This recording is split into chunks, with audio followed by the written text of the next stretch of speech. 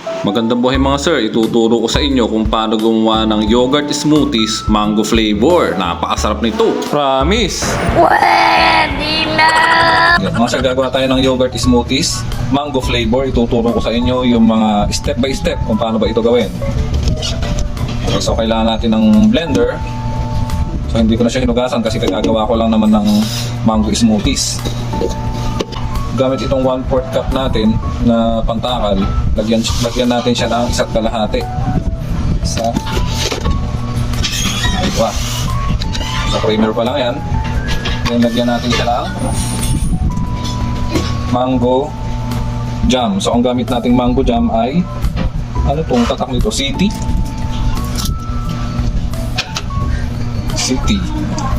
So gamit itong cup natin na 1/3 cup.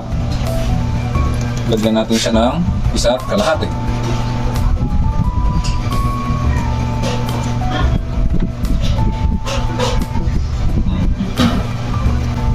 Gamit itong easy yogurt, yogurt mga sero.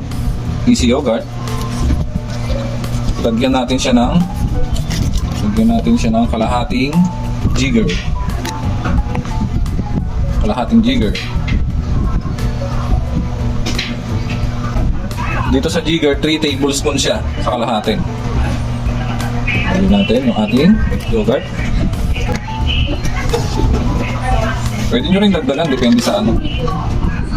Okay, so ito na siya. I-blender na natin.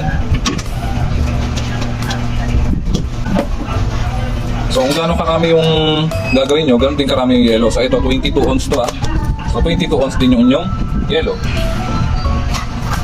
So lagay. Tapos maglagay kayo ng konting tubig. Tansyahan lang sa tubig, no, para madali siyang ma-blender.